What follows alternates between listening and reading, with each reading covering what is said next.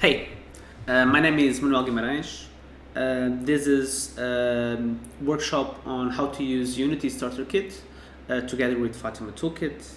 And this is from a series of videos that we're doing for Artificial Intelligence in Games 2021, and particularly how we can use FAtiMA Toolkit. Okay, so this is inserted in that program, I guess. And I'm recording this on the 11th of January of 2021. And so let's start, shall we? So if you looked at other FAtiMA Toolkit videos, or if you learned a little bit more about how FAtiMA works, essentially we have several different components working at the same time here. And the main one is the integrated authoring tool, which we call FAtiMA Toolkit, which is this tool right here. I can show you now here. And if you take a look at the other video, we have already some scenarios that we created.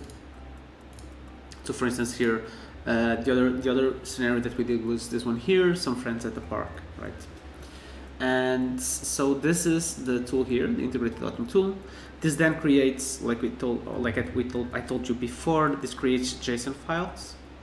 And these JSON files are then can be then read by the FAtiMA engine, or that's what we call our DLL library, which is then used within a game. And so now today we'll be focusing on this segment right here, the transition from FAtiMA engine to the game. And we will be doing this using Unity. And so the way this works is that we have our code that runs FAtiMA and the FAtiMA authoring tool. So the code that is being used here behind all of this tool, and this code can be exported into DLL files, which is a dynamic link library. So it's a way for us to get the FAtiMA code into a Unity project so that it can be then used within that project, okay? And so the easiest way that Unity allows us to do this is by inserting these DLL files into the project under the plugins data folder. So I can show you, just give me a second here.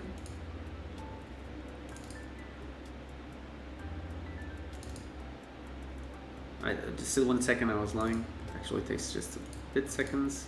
So here you will be able to take a look at my current folder that I hope you downloaded. So I hope you downloaded the FAtiMA Unity Starter Kit. I call it the Starter Kit. And essentially if you open this, you will find that inside it, like a little bit inside, too much. So if you search within it, you'll finally arrive at what is called the template for Unity project that has this assets folder and library and etc. And under assets is what we want to take a look at. So here, if you go to plugins, you'll see that you have actually a bunch of different stuff. And you will find it here under FAtiMA. That's right. If you search for FAtiMA within the assets, then in the plugins folder you will find these DLL files. Okay. You guys won't need to mess with this. Just the only thing that we need to make sure is that you guys all have the same version or the latest version, because if you're authoring a scenario file and that authoring tool is in the different version than the one that's going to be used in Unity, it might create a lot of issues. Okay. And okay. But you won't be needing this, so we won't be messing with this. It's just cool stuff to take a look at. And hopefully if you downloaded the starter kit, then everything should be in order, okay? And just like I show you here, these are some of the DLL files, and they are actually pretty much the same as the authoring tool files, if you take a look at the comparator. And so, if you open the Unity project, you will be able to use FAtiMA functions that we will take a look at shortly, okay? Cool. So opening the Unity project, the main thing is there are two different scenes, okay? The first one is a single character scene, and I think that's the name of it. It supports only 2 characters. Theoretically, it supports more. You just need to input them in the code. It has a manager script, which is called manager script simply. And this is essentially the simplest version, and it's the version that you should start with, okay? Then we have a multi-character scene that it's more used to, so it's for more complex scenarios because it is able to adds a lot more characters, so you are able to play. Not only are you able to play as any one of these characters, there are also more characters interlinked.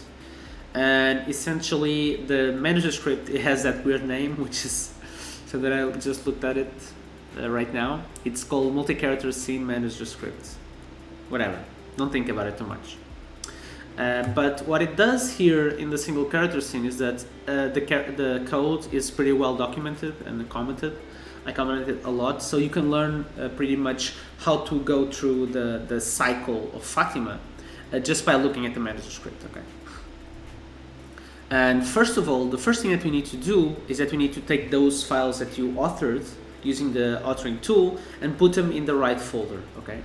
And the right folder is the streaming assets. So if you go to, once again, to the assets of the authoring project, you'll see that here, if you go to streaming assets, you'll see that you have folders for each of the scenes. So the first one is for the multi-character and the second one is for the single character scene. If we open here, you will see that you have the scenarios.json and the storage.json, okay? Essentially, you can just take a look at, I'm actually using a different thing, okay. So essentially, if you search your files, you just replace them, these ones here. You can have the same names, or you can change, if you have different names, you can paste them here, and then you can change their names essentially in the code for him to go to the right place, okay? So the first thing we have to do is we have to load our created scenario files. And I can just go here and take a look at, I think my scenario is here. I can look at source, of course. And so here I already had like some different stuff. And I have this, let me see, this is the, I think this is the scenario.json and the storage.json. So I can go here. I'm just going to change a little bit their names because I want to make sure that I have both. I have the previous example, and then now I have the new one. Okay, so let me just copy and paste on the folder that I was before, right here. Okay, cool. A cool stuff is also that I can just, well, that's kind of what I want to do, is that I can just open this files where I created them. So for instance, if I go to where I'm working in right now, so of course I have this in like, so I want to open the storage here, and you'll take a look that the rules are already here. And now I can also open the storage file, which should be right, the scenario file actually, which as you gave me a real name. So now, right now, my tool is editing the same scenario files that Unity is running, it's using. Okay. Okay. Actually, not quite, because first we have to load them. Okay. So now that you have done this, now that we have our files in the correct place, we can take a look at how do we actually load them to the game. Okay. So we use something, so what we want to do is that we want to use these functions here where the storage is loaded like this, asset storage from JSON, and the scenario file is also pretty much the same. So firstly, let's open our Unity project. And actually you guys can press play and try to play it out. So I think that if you press play, this is what will happen. So you can choose your character, pharmacist, coach, or patient, and then if I choose to be the patient, the options will show here. So if you want, you can also open these files that I'm running right now in the multi-character scene here in the authoring tool. You just have to find them. So essentially, if you want to open the other ones, you just go to here, multi-character, the scenario, and here you also need to open the multi-character storage. And you'll see here that we have like some really simple rules. I didn't put too much work here. We also have the world model, the three different characters, and their cognitive rules, and the dialogues. Of course, you can see more information about them. And so their dialogue tree is something like this. You can also use this scenario to inspire yourselves to see how you can interlink between 3 characters at the same time, because they're all participating in the same conversation. And if you guys remember, or I might have told you that we use something called the has floor variable just to keep the has floor belief, just to keep in check who is going to talk next. And if you take a look here at the cognitive rules, they need to have the has floor pointing to themselves. Okay, so for instance, I know that in the beginning of the game, they all know that the coach is the one to talk first, and then it moves to the pharmacist, and then it moves to the patient. Okay, cool. So the cool thing is also that if I edit this file right now, I just need to press play and he will already have the different changes. So for instance, I know that the first time that he starts is you are a stud specialist. And for instance, if I change stuff here, you are a IAJ student. And why did it disappear? Okay, cool. So I just need to save this. And hopefully he will say something like, you are a IAJ student. Okay, cool. So this is one of the good things about FAtiMA and about having these 2 separate tools, is that we can author the files, and then Unity will just read them and will update them in real time. So that's pretty good. You can also, yeah, okay, so let's keep that in mind. Okay, cool. So let's go back to our authored scenarios. Actually, no, let's just take a look at the Unity first. So let's go first to the simple scene, which is the single character scene. Okay, you'll see something really simple. You see that there's a character here, a character model, which is called Frank, and Frank has a bunch of stuff: a face controller and a speech controller. These are, well, we'll get to this eventually. And the main camera is like this. We have directional light, a manager that we will use, and this is the script that you guys will have to edit and will have to change. Well, you don't really need to change, but if you want to change the stuff in the background, or if you want to do a particular action, you'll need to change this. And then you have a canvas where the main action happens, where you have debugging options and dialogue options and etc. Okay. Then we have the event system, which it doesn't really matter. Okay, cool. So now we have Frank, and Frank has some particular things where we have, if you open this up, you'll see that he has something, an animator, he has an audio source, which means that he can speak, and he has something called the lip sync behavior and the face 3D controller. These are the scripts that allow him to show emotion and that allow him to lip sync. So if you have audio files, which you can have, of him saying the lines, and that you actually guys can record them, and he will speak according to the phonemes spoken. Okay. So I'm getting ahead of myself, so let's go back to the slides just for me to show you what I want to talk about next. And so where do we load our files? Essentially in the manager. Okay, now open the manager script. Once again, it will take a bit.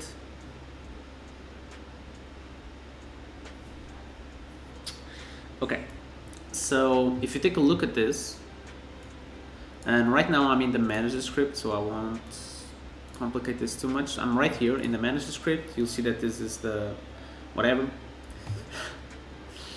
and you'll see that at the start he does something like really weird where he's going like double send web request, and here the same.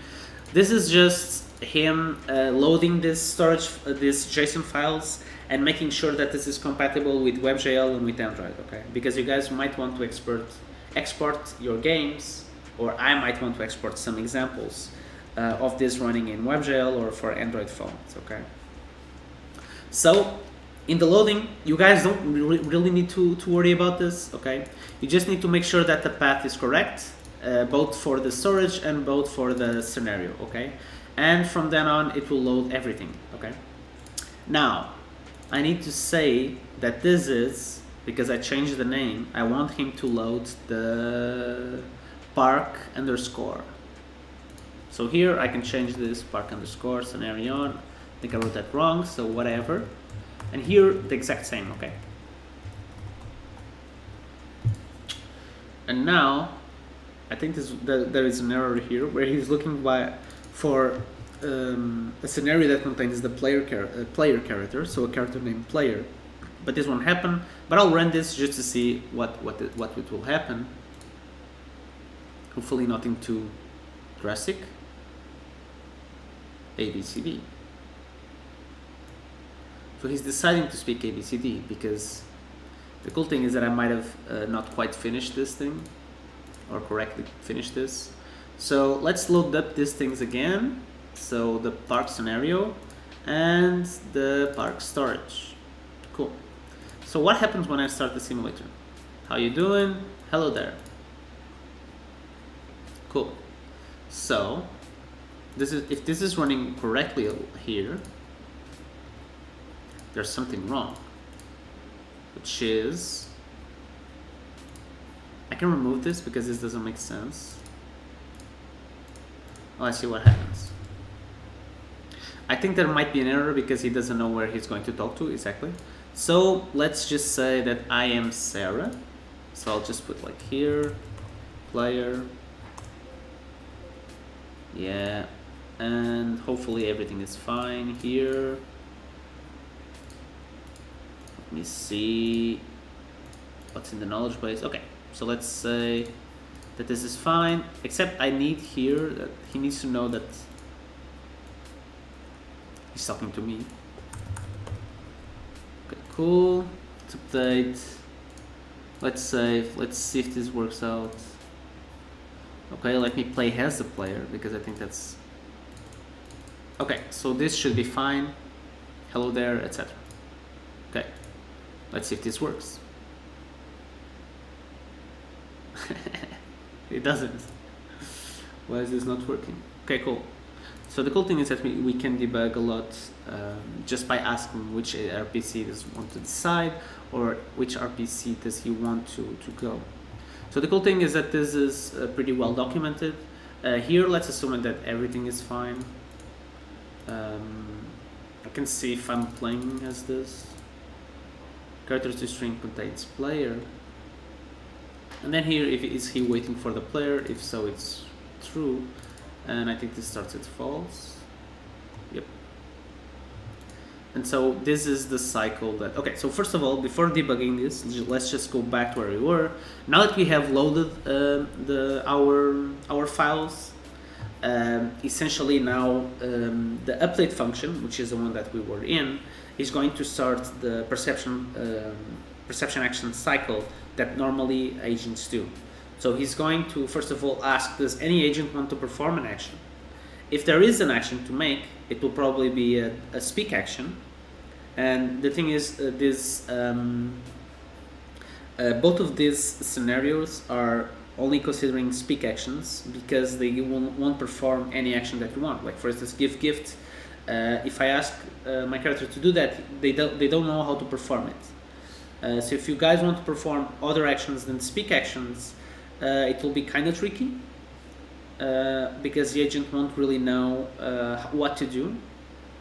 But if there is an action, we are in point 4 now, he will perform it using the dialogue editor. So he's going to the dialogue and saying, okay, this is the action, and then he's going to say it.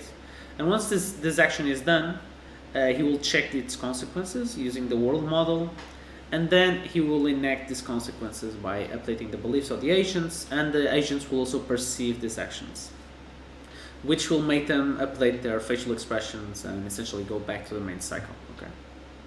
So I can quickly say it right now here, for instance. Okay, so for all our RPCs in our RPC list, so in our agent list, he's going to ask them to decide, and this is the one where you get the action. Okay, so remember, when all the conditions are true, the agents are going to decide to do something. This is the function that he's going to ask, and then he's going to order this by priority. Okay. So right now, for instance, the RPC is deciding to do something, or he isn't. We need to check that out, okay? But if the RPC is the player, it means that we want to show all the possible actions to the player.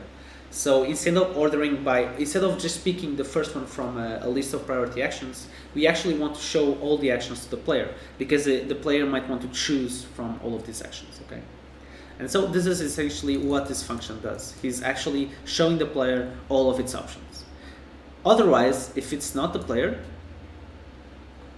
then it doesn't happen. So if the decision is not null, which means there is something, then he's going to decide to do this, and then he's going to break, and then if there is a decision, he's going to choose this dialog, okay, and then he's going to enact this dialog. And then of course he's going to update the agent facial expression.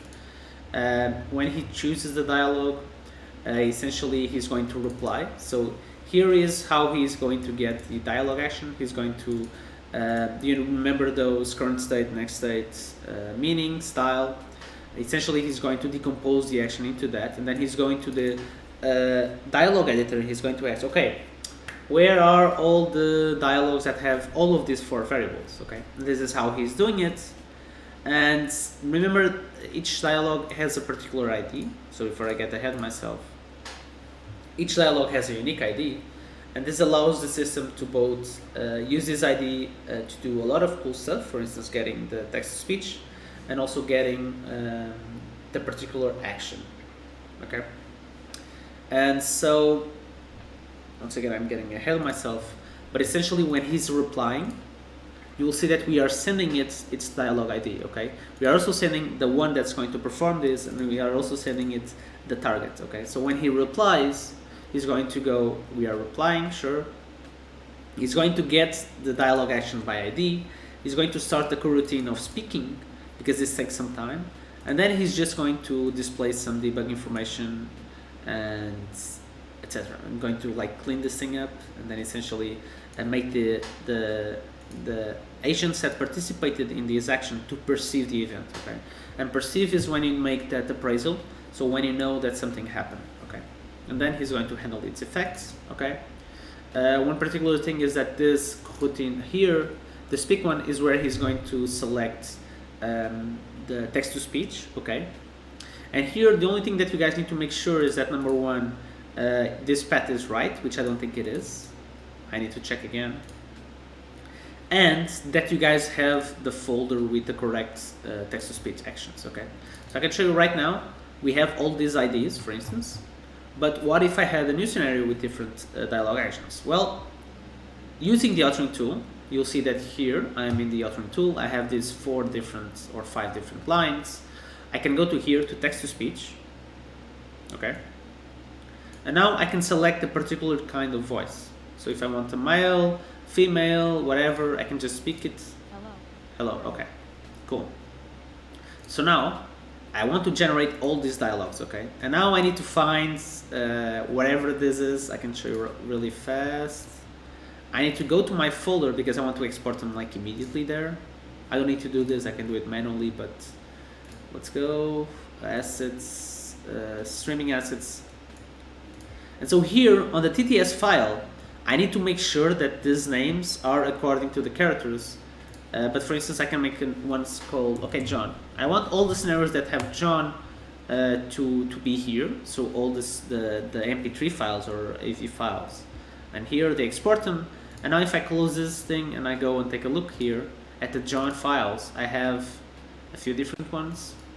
Well, why is this not showing me stuff? Okay, cool. And let's see if, cool. Can you hear that? Okay, I don't know, it doesn't matter. But she's telling me to F off. And so the one thing that I need to do here is that I need to make sure that John's voice is John. Okay. And if I have that, then I'm using this voice type here to know where the voice file is, okay? And now I think this is incorrect. I think this is just like this, right? Let me see. Asset single character TTS, okay. So now we have this kind of right, okay. And here, you guys don't need to mess with this. This is just debugging stuff, and if there are no files found, he's going to show you a 404 error. You don't need to worry about that. That should be fine. And so hopefully we have this thing here. Okay, cool. So I've shown you a little bit behind the scenes this thing. behind the scenes of this project.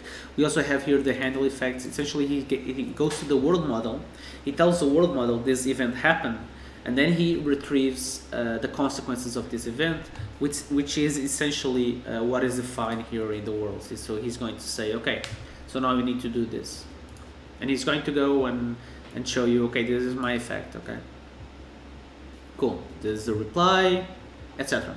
Okay, so let me see my slides if I have anything more. Oh, so regarding emotions elliptic, this is almost done automatically. Okay, just make sure that, for instance, in this scenario, we only have 5 different emotions.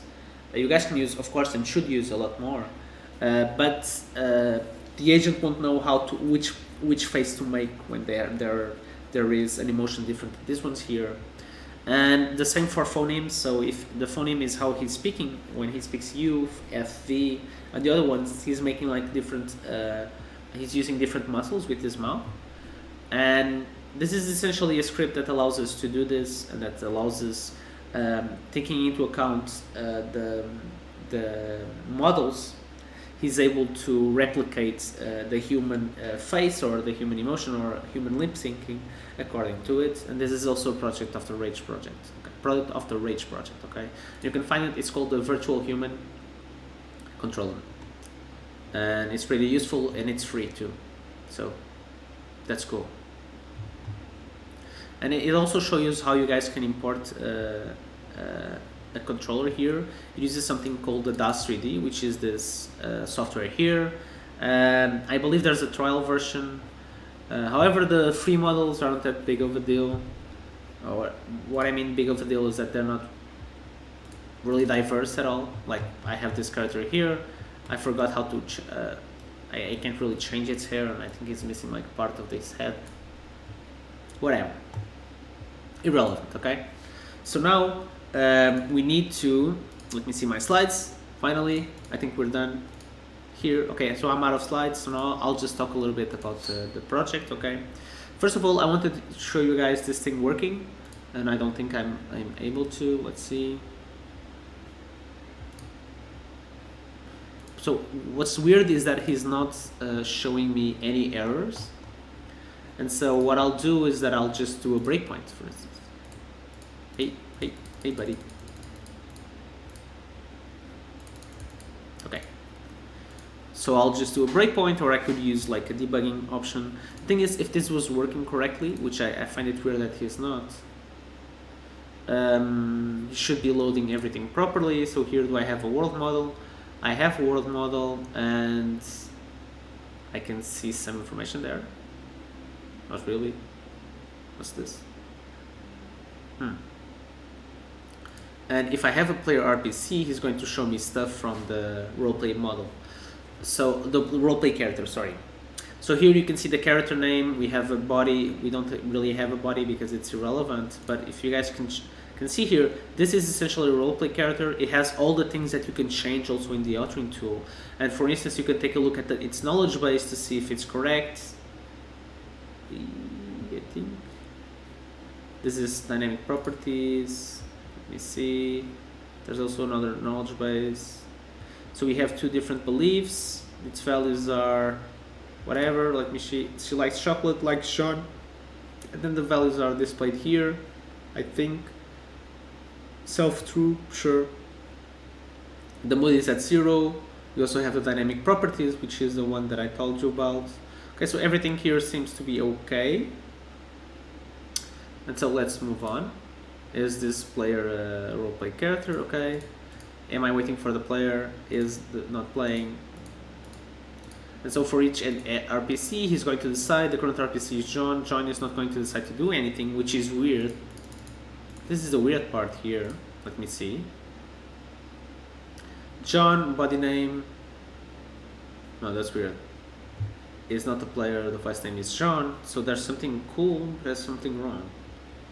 Here are the emotional 3 rules. Maybe the body is the one that's wrong.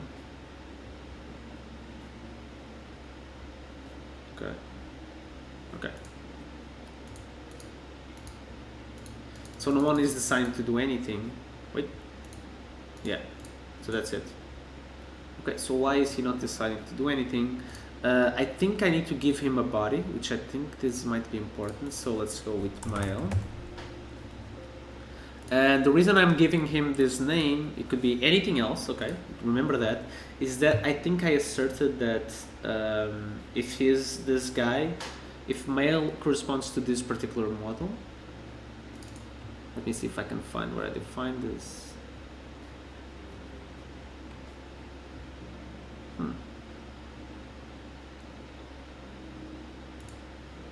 Hey, John.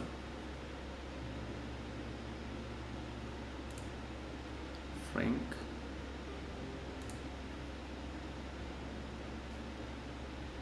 This is the part where I cut and try to figure out stuff. Okay, guys, sorry for the rough cut there. Sorry. So I figured out what was wrong, and it was just some minor stuff that I forgot to do, or I forgot to explain. Essentially, here in the simulator, we have something where it's the handshake, where the agents introduce to each other. Here, John enters and player enters in the world, and hence why the is agent conditions we had here. They were trying to verify if they are agents or not, and if there's no one else that has made an event in the world, that they don't know where the agents come from. So if I introduce that technique of a handshake here in the code, I could do that. For instance, if I went like something like this,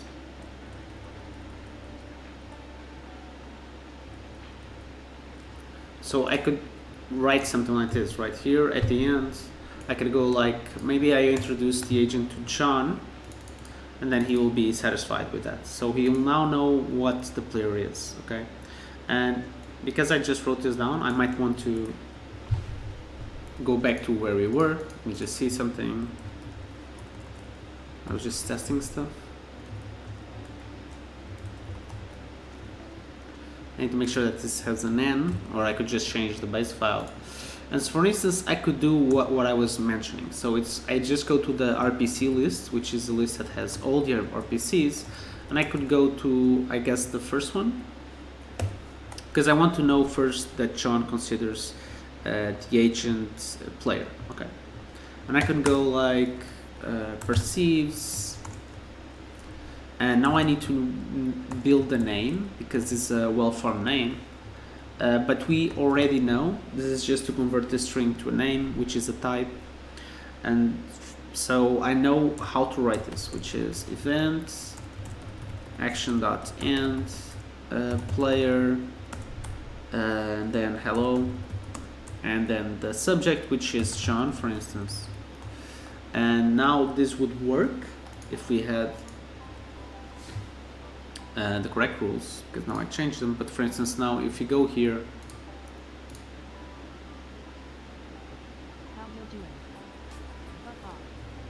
so he's constantly deciding to execute an action, right? And this makes sense because while in the simulator we go to each one of them and then we stop. So give me an action, then we stop. Here, this is constantly asking the RPCs if they have a decision. You can change this by changing where we're going to get the action from these agents. Right now it's in the update. Maybe we should have like a fixed function that does this, okay? But the alternative is a solution that is using the has floor variable, okay? So remember that I told you that we use this variable to control who's going to speak. And I think right now in this case we need to have that, okay? So let's add this variable here. So for instance, John, I'll just add here, I'm going to tell him that he has the floor at the beginning, and then I want that when he does this type of action, I want to add an effect where the has floor variable, the new value is the one that was spoken to, so it's the targets, right? And I want everyone to know this. So let's say this. And now finally, I want that for him to talk, he needs to have this condition.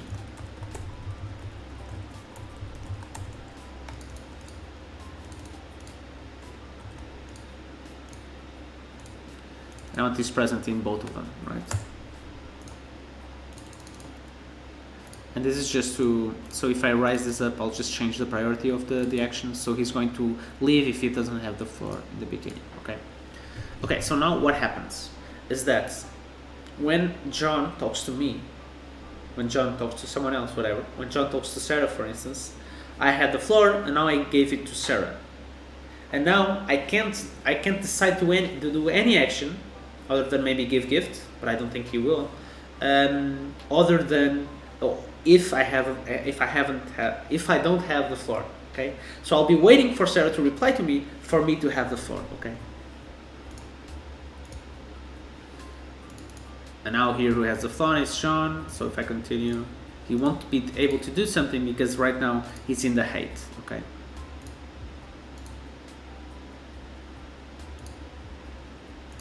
Cool. I think this is working. But the way that you see if this is working is if this is working live, so in real time. So if you are constantly saying him, hey, how you doing? And now, because he stopped and gave me a reason for me to decide, I now can say, hey, hello there. Perfect.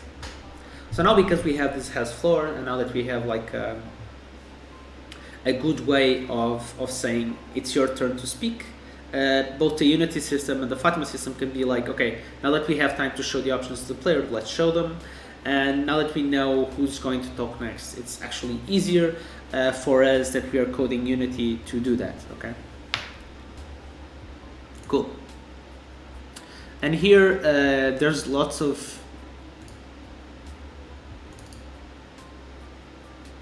Am I missing something? Oh yes, I am missing something.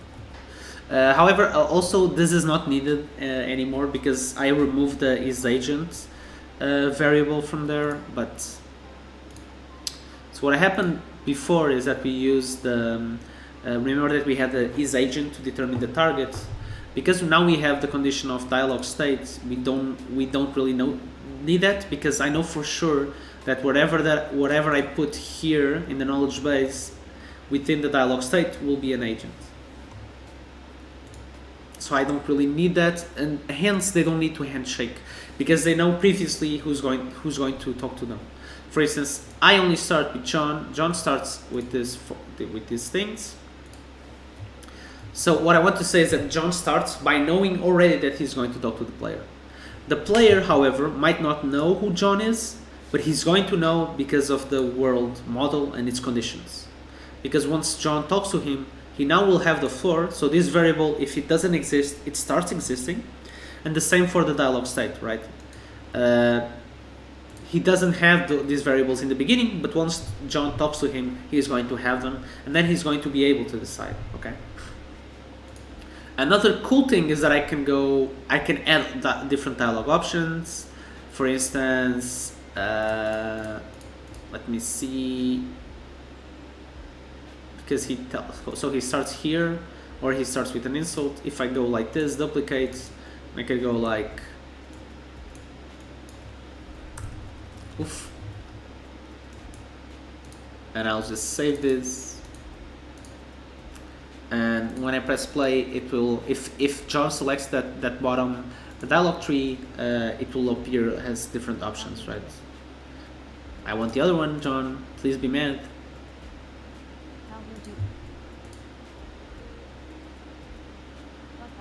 Cool.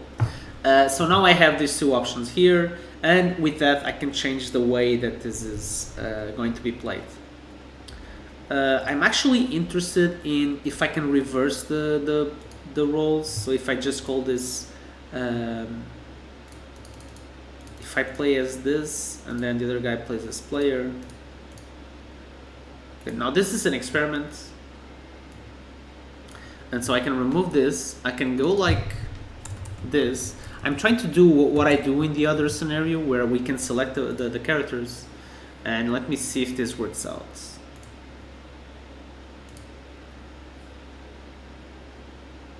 Okay, cool. So now we're playing as John, so I can just tell him to fuck off and he's going to go damn, and I'll be out of options because I haven't created any more options. Let me go, how you doing? Hello there. Channel Konobi. So you'll see that sometimes, if you guys don't have the lip syncing of all the characters, he's going to not understand this. Because the player character, because it has no voice, he won't be able to find these lip syncing files, okay?